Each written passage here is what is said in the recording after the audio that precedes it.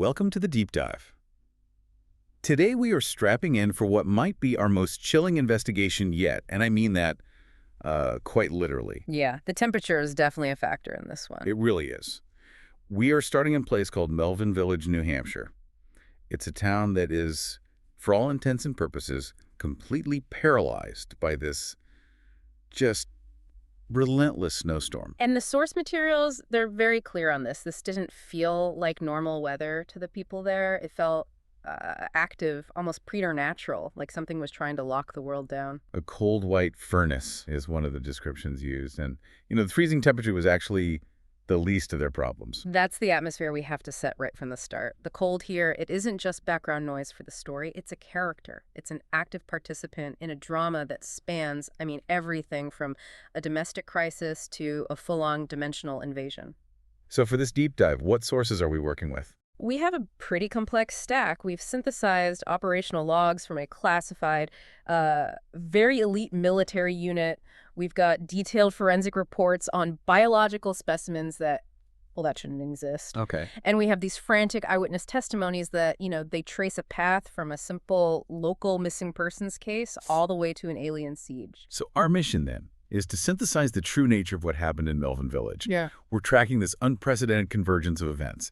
A crashed USAF jet, a psychic cult operating out of a house on Mount Shaw, Right. a high-tech device codenamed Stormcore, and then this just bizarre disappearance and reappearance of bodies that are infected with living ice. Yeah, active unnatural ice. So we have to cut through this blizzard of information, so to speak, and really understand what Operation Afterburn was and what this crystalline entity it unleashed truly is. Exactly.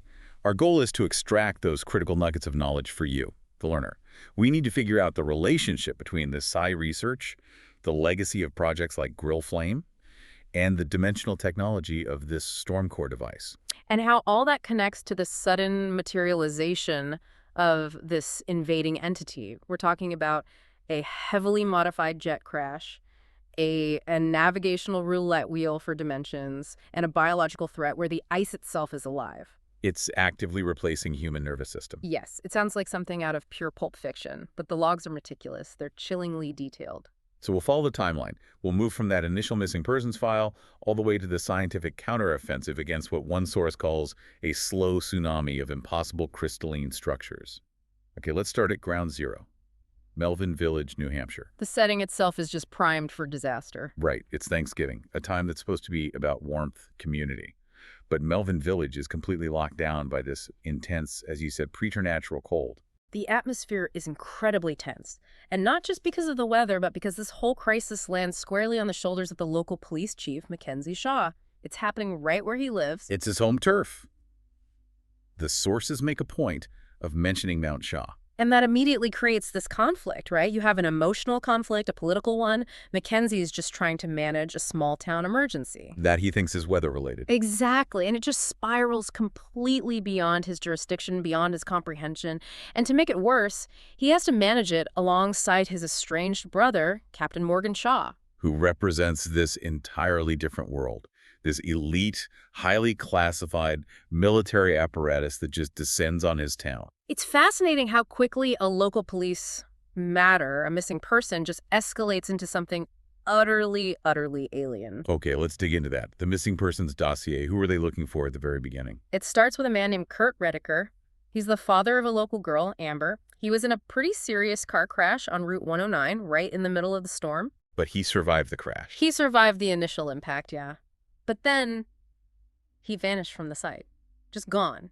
He left behind a nearly empty bottle of bourbon, his car, and that's it. And the imagery in the report from that scene is, it's immediately unsettling, isn't it? It describes the line of snow-covered cars that Kurt's car was a part of. It does. It says they looked like a whole line of mourners scattering dust over a row of coffins, all of them buried in this deep snow.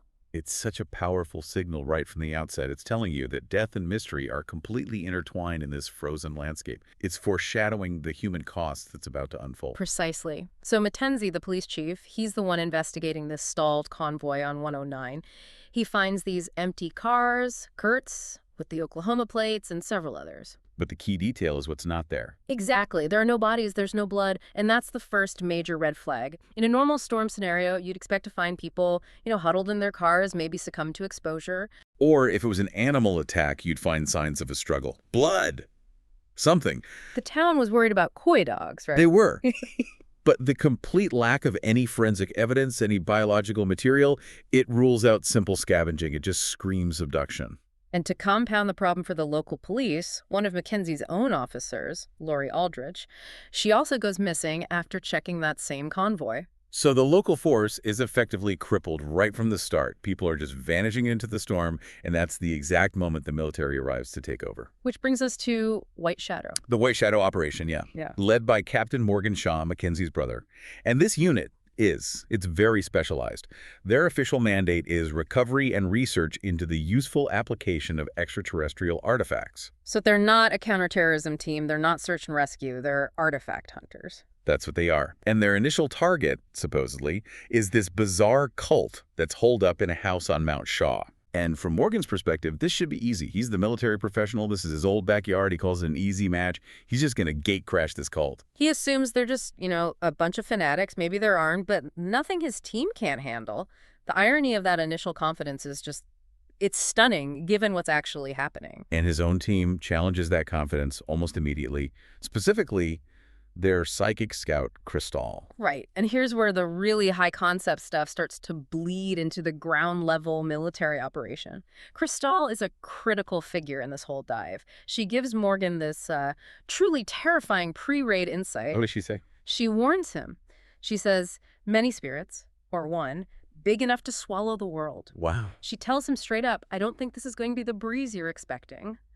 This is a psychic operative, trained by the U.S. military, looking at her CO and essentially saying, this is an extinction-level event before they've even kicked in the door. So I have to ask, is she just sensing the cult's collective delusion, like a psychic echo of their fanaticism?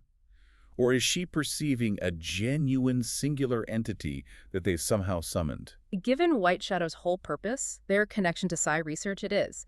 It's highly likely she's detecting a real, non-terrestrial intelligence.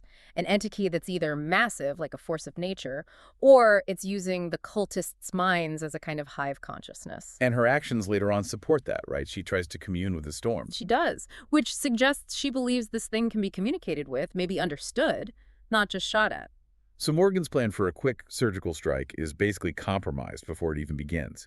He's walking into something vast and overwhelming, something that has already plucked people right out of their cars on Route 109. And that takes us directly to the raid on the cult house itself. Okay, so White Shadow moves in. The house itself has a history, doesn't it? Yeah. Used to belong to a local spook or an old dock. Yeah, a place Morgan was actually afraid of as a kid, which just adds this whole other psychological layer to it. He's literally raiding the source of his childhood fears, only to find something infinitely worse inside. Let's talk about the group, the cult. What do we know about them? They were led by a man named Crayford Boyle. The files indicate they moved north into the New Hampshire backwoods, specifically because they were on the run from the government. And they believe they were close to something. They did. They thought they were about to cross over to find pieces of their destiny.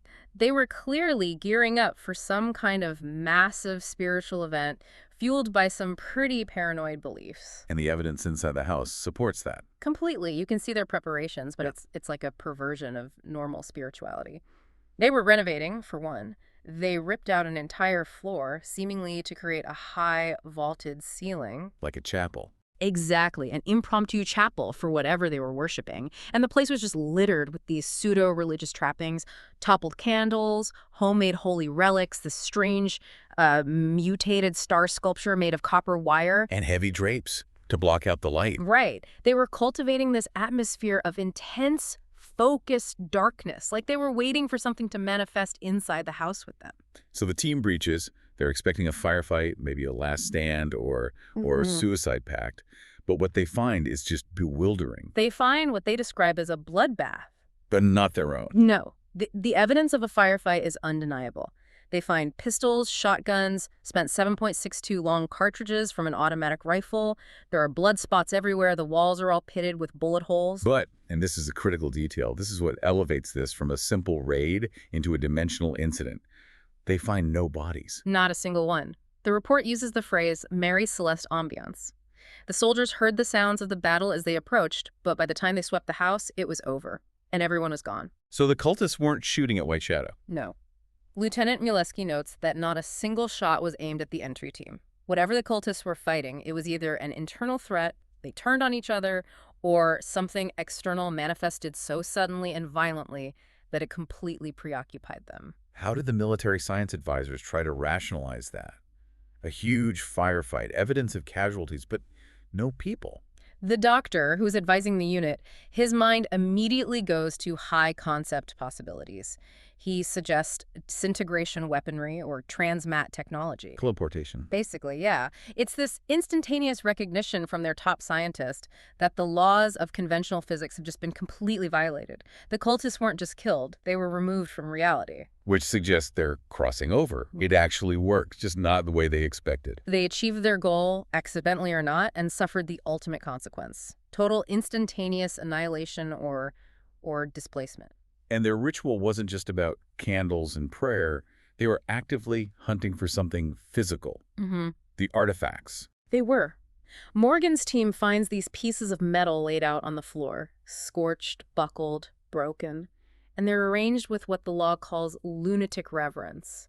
And Morgan recognizes them. Immediately. He has the specialized knowledge. He knows he's looking at United States Air Force debris. Wait a minute. So this whole thing, this raid on a domestic cult, it was just a cover story. It's the big pivot in the entire investigation. They flew this elite team across the country, not to stop some fanatics, but to get this scrap metal back. The cult wasn't the target. They were just collectors of the target. They had been scavenging the wreckage of this crashed plane, and that realization completely flips Morgan's mission priorities. Because other cult members might still be out there hunting for more fragments. Exactly. They knew this material, this alien tech, was the key to their destiny. Or maybe, at this point, the key to controlling the terrifying thing they had just unleashed. So the working hypothesis shifts.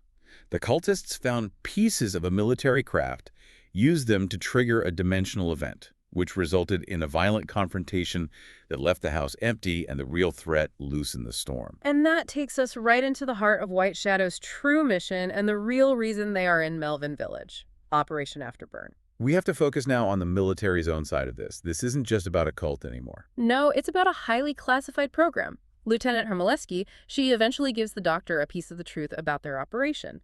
White Shadow's real mandate, codenamed Operation Afterburn, is not about alien combat. Not in the way you think, anyway. Right. It's explicitly recovery and research into the useful application of extraterrestrial artifacts. They're technologists. They focus on reverse engineering, not fighting alien armies. This is a crucial distinction. It places them within this long history of classified research, acquiring and controlling non-earthly technology, bending reality for military purposes. And the specific artifact they're hunting for is from the crash of that Raven EF-111B. Which was not a standard issue plane. Not even close. It was a Raven, yes, but the logs describe it as special. It had undergone significant modifications to fly in extreme conditions, specifically deep blizzards. So it was designed to operate in exactly this kind of preternatural storm. It was probably deploying or testing the very technology that caused it. That's the logical conclusion. Paidush, the engineer on the team, he provides some key forensics from the crash site. And what was the damage signature like? What brought it down? It's strange. Paidush says the plane's electrical system was burnt spaghetti. A massive system-wide power surge that just fried everything instantly. Okay, a surge. But what about the physical damage? That's even more telling. The rest of the plane's fuselage looked like it was, and I quote, surgically removed in midair. What does that even mean? It implies it wasn't a normal impact. It wasn't ripped apart by an explosion or turbulence. It was like it was neatly torn along a dotted line, disassembled by a force capable of precision destruction. The same dimensional force it was carrying. Almost certainly. And the most disturbing piece of the puzzle is the cockpit. The entire cockpit section is just gone. The pilot vanished. But they found his parachute. Amber found it. Right, which leads the doctor to this chilling possibility. He suggests the pilot might have been trying to protect the device, the artifact, above all else, prioritizing it over his own life. So the fact that the parachute was recovered, but not the pilot or the cockpit, it suggests he was guarding the Stormcore with his life. right up until the moment of impact, or dimensional shear. Which brings us to the centerpiece of Operation Afterburn, the Stormcore itself. Officially, it's a dimension phase multiplexer. We can't just gloss over that term. What does a device like that actually do? Well, let's break it down. A multiplexer in computing lets multiple signals share one medium. So the Stormcore is basically a master dial for reality. It bands together the interfaces between a multiplicity of dimensions into one central hub. So it's not a key that opens one specific door. It's more like a sophisticated radio that can tune into thousands of different frequencies at once. And those frequencies are different versions of reality. You called it a navigational roulette wheel, which is a great way to put it. It's a high-tech dimensional GPS controlling entry and exit points. A pathfinder for interdimensional travel, developed and used by the U.S. military. And that's where Kristal, the psychic scout, becomes so essential to the program. She wasn't just along for security. The logs state she was in psychic communion with the Stormcore. What does that entail? She was using directed psi waves for something they call psychosensation. It's basically high-level clairvoyance. She could see through the device's senses, monitor its emissions, and help the team navigate or at least predict the effects of these dimensional shifts. This sounds like a massive escalation of earlier government research. Morgan Shaw eventually admits what the ultimate goal was, right? He does, reluctantly. It wasn't just about navigation. It was sophisticated weather manipulation. Herding clouds like sheep. Exactly. To end droughts, to create cloud cover for military flights. The ultimate goal was to weaponize the weather itself. And it was all based on the premise of the earlier Grill Flame project. I want to isolate that. Grill Flame was about using psychic spies for intelligence gathering. Remote viewing. Primarily, yes. To go from observing things with psychic powers to building an interdimensional multiplexer to control the entire planet's weather. That is a massive, almost unthinkable leap in ambition. And hubris. It's pure hubris. If they already knew from Grill Flame that these things were real and observable, why did they think they could just jump to controlling it without some kind of catastrophic backfire? Did the logs mention any kind of ethical review? Any debate about this? You see the classic military justification. The potential good versus the calculated risk. Morgan argues it could end droughts on a global scale. Think of the geopolitical advantage, the moral high ground. But the doctor pushes back. He does. He's clearly worried. He expresses deep concern about the danger to everyone and everything on this planet. He calls the weather an ornery beast and questions the wisdom of trying to tame it. The unspoken risk being that if you build the device that can reach into other dimensions, someone out there who can play much more impressively might see that device as a doorway, a massive flashing beacon inviting them into our reality. And that is terrifyingly exactly what happened. The cult finds the fragments lead them to the core, and the device designed to master the elements becomes a conduit for a force that weaponizes the elements against us. And that theoretical danger becomes a horrifying biological reality the moment Kurt Riddicker reappears. The entire threat shifts here, from something abstract and technological to something immediate and biological. Kurt Riddicker, the missing father, is found. He's found dead in a place called Hal's Store. He was shot by a CIA agent, Melody Corderaro, during a confrontation. But the key detail is what they discovered during the forensic examination. This is where we learn what this thing actually does to a person. Yes. The doctor and Lieutenant Mileski examine the body, and the wounds they're physically and biologically impossible by any standard we know. Describe them. The report is pretty graphic. They find these tiny vines of ice clinging to his neck. And then barbed veins of ice are jutting up through his flesh, gathered in these knots where a larger crystal structure is emerging from his body. And the autopsy? The autopsy reveals his central cavity is infested with tangled roots of ice.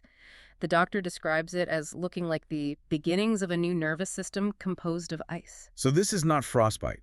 This is an active, living structure replacing the human nervous system. Does it? Does it animate the host? That's the terrifying implication. Agent Melody just says it flatly. Ice doesn't behave like that. This is an organic infection. It's a bioviral agent that uses crystallization as its building block. The doctor immediately warns Morgan, whatever invaded his system is still very much alive. Meaning Kurt was already gone. The gunshot didn't kill him. It just stopped the host body that this entity was using. He was a zombie. A crystalline zombie, yes. We have to map this out. How does a guy who vanishes from a car crash end up like that? How did he get infected? This is what leads the doctor to trace the origin of the ice form. He goes back to Amber's secret hideout, the old Walsh house. It had been violently ransacked. And what did they find there? Critical evidence: a shattered fish tank, dead tropical fish, completely locked in a solid pan of ice.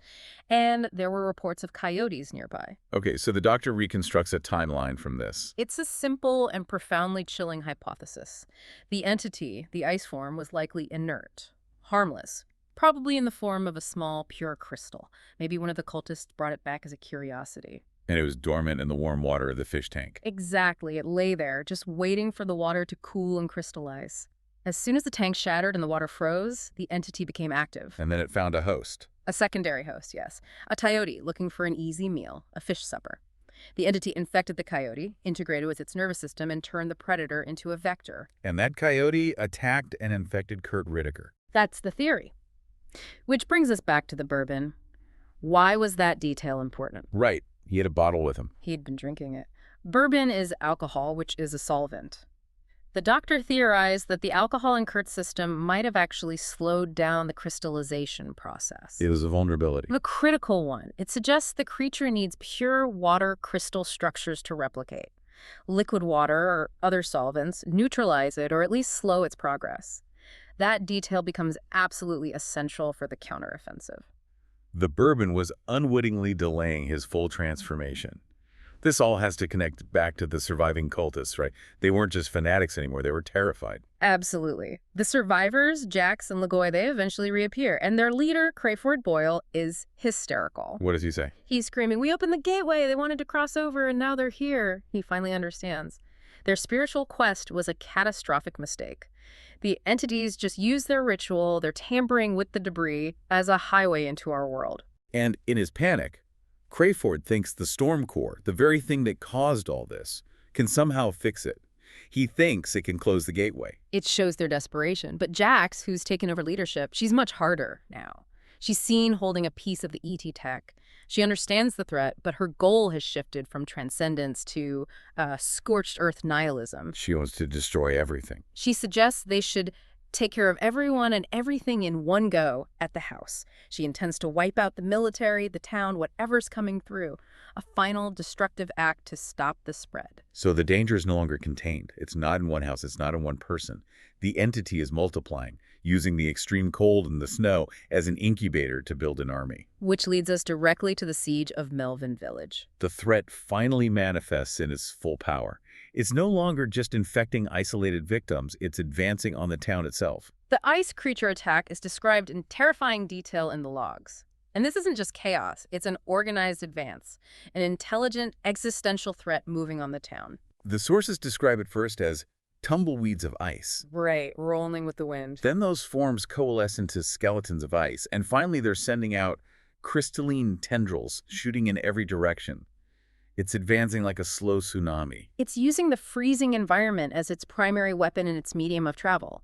It's demonstrating this sophisticated collective intelligence. It confirms it's a dimensional organism. And we see its mechanism up close when it attacks the soldiers, Spence and Bertelli. The process is horrifying. It consumes them, replaces their nervous systems with those crystalline structures, and then reforms their bodies into what the report calls hellish mockeries of human figures. The human host is just scaffolding. It's temporary scaffolding for the ice entity to manifest and mobilize itself. And this is where White Shadow's own high-tech assets are put to the test. Specifically, Kristal, the psychic. She and another operative, Leela, are caught out in the blizzard. And Kristal recognizes the storm for what it is instantly. She calls it Death's pale horse, confirming her own premonition from before the raid. So she tries to use her ability. She does what she's trained to do. She tries to commune with it, to use her psychosensation to understand it, maybe even control it. But the storm, the entity, is just too vast, too powerful. It overwhelms her. It subdues her almost instantly. She's left comatose, with this fine lace of frost forming over her throat. Her specialized high-tech training fails completely against the sheer scale of this thing. And Leela, who's less experienced, is just left with an automatic pistol, trying to survive. So the military's advanced assets are failing. Which leaves them with conventional tactics and quick thinking. But the turning point doesn't come from the military. It comes from civilian intuition. Which is so often the case. It's a vital clue from outside the classified world. Amber, Kurt Ridicker's daughter, she remembers something. An incident from the lake When Mackenzie rescued her mother, she saw the ice tracks retreat from the water. She realizes the ice structures are afraid to cross the water. It's a hunch, but a brilliant one. And this is where science comes in to confirm it. The doctor, he takes Amber's observation and combines it with his forensic analysis of her father. And he confirms the entity's critical vulnerability. He does. It is rendered inactive in solution, in liquid water. Its pure form is an inert, crystalline nucleus. It's a massive discovery to make under that kind of pressure. The ice form needs a frozen structure, ice, to move and multiply. But liquid water neutralizes it. It's fundamentally unstable in a liquid medium. It forces it back into its inert state. This immediately leads to the master plan, formulated by the doctor, unit, the organization he's advising, and the CIA agents on site. The doctor starts experimenting immediately, using electrolysis. We should zoom in on that. How does electrolysis solve the problem? How does it work? He uses it to decompose the liquid in the affected tissues of the victims. He's separating the alien crystals from its earthly host. By breaking down the water molecules in the solution, he disrupts the entity's lattice structure. And what's the result? The process yields an inert, fiery white diamond bud of the pure ice entity. It's a harmless, stable nucleus. And this is a critical discovery because it offers a potential way to cleanse people who have been infected, like Mileski and Leela. So there's a cure, potentially. Yeah. But they still have an army of ice skeletons marching on the town. Right. So the immediate defense is conventional. Morgan Shaw's men set up barricades, gasoline moats. They're using fire against the ice. But that's a temporary fix. They need a massive technological countermeasure to push this thing back where it came from. And that countermeasure has to be the Stormcore. It has to be. They have to turn the technology that brought the entity here against it. And this is where the CIA agents, Melody and Parker, reveal their hand. They have their own tech. They do. They have a graviton distortion sensor, which is confirmed in the logs as alien technology. Definitely non-standard issue. That's fascinating. So the military is there to recover alien tech, but the CIA shows up already carrying their own. Which tells you a lot about the different levels of these classified programs. And this sensor is the key to weaponizing the Stormcore. It's the key to interfacing with it properly. Pyditch, the engineer, he works with the CIA agents to rig the Stormcore, the dimension phase multiplexer, onto a power pylon near the lake. I need to understand the logistics of that. How do you hook up an interdimensional GPS to a power pylon and turn it into a weapon? The pylon provides the raw power they need, a massive channeled energy supply. When the Stormcore is active, it creates these energy streams that interface across dimensions. By rigging it to the pylon, they can essentially overload it. Forcing it to do what? To channel that chaotic energy, that dimensional white noise, directly at the encroaching ice army. It's basically a focused dimensional energy blast, creating a localized disruption in reality that should repel the entity. So the siege is fully underway. You have Mackenzie Shaw, the local chief, getting civilians out over the frozen lake. Right, Winpisaki. Relying on Amber's hunch that the entity won't cross the liquid water beneath the ice. And the town's defense is this incredible mix of the primitive and the hyper-advanced. Fire moats holding back these crystalline monsters, while this alien device on a power pylon blasts dimensional energy at them. And it works. The combined effort pushes the entity back, but the cost is high. White Shadow takes casualties, they're forced to retreat, and Morgan has to acknowledge they couldn't have won without his brother's local knowledge and the doctor's scientific genius. And the human story concludes with Morgan deciding to finally try and connect with his brother. The shared trauma of it all eclipses their rivalry. But there's one last unsettling detail about the CIA agents. There is. Melody and Parker, who were suspiciously calm and knowledgeable through this entire crisis, they have this final, revealing exchange. What do they say? They acknowledge that they're special now, thanks to their talents, and it's implied a kind of longevity they've gained from involvement in events like this, maybe through time manipulation. It leaves you with this very unsettling idea that maybe not all the humans involved were entirely human, and that surviving these events has reality-altering consequences for the survivors. So we started this deep dive with a simple missing persons report in a blizzard. And we've ended it with a fight against a sophisticated crystalline dimensional organism, a slow tsunami of impossible ice. Our investigation, I think, provides a clear synthesis. The catastrophic danger came from mixing this highly speculative psychic research, the legacy of Grillflame, with functional, powerful dimensional technology like the Stormcore. And we saw how a rogue backyard cult's accidental success in opening that gateway resulted in an existential threat to an entire town. The key nuggets of knowledge here are they're so surprising. The realization that simple water was the neutralizing agent, the ingenuity of using fire against ice, and the final, desperate need to leverage this advanced alien tech as a kind of dimensional cannon. The irony is just so deep in these sources. The military designed the Stormcore to control the weather, to herd clouds like sheep. They sought to master the elements. But the very same device, designed for human control, was the catalyst that invited an entity capable of turning those elements against us. An entity that specifically targets the highly organized structure of a living nervous system for colonization. So what does this all mean for us? The Stormcore was explicitly designed to direct storms, to harness energy between dimensions, to give humanity this godlike power over our own environment. And this project was pursued even though the logs show they knew about the inherent, potentially disastrous danger to everyone and everything on this planet. So when you read sources like this, you have to ask yourself, if the military, in their quest to master the weather, could accidentally invite a crystalline dimensional entity through a multiplexer, What greater, perhaps even conscious forces might we accidentally invite to cross over next? All because we can't resist the temptation of mastering the impossible. the lesson of Melvin Village seems pretty clear. Ambition without a true understanding of consequence. That is the real definition of dimensional hubris. And that is the question we will leave you with to mull over until our next deep dive.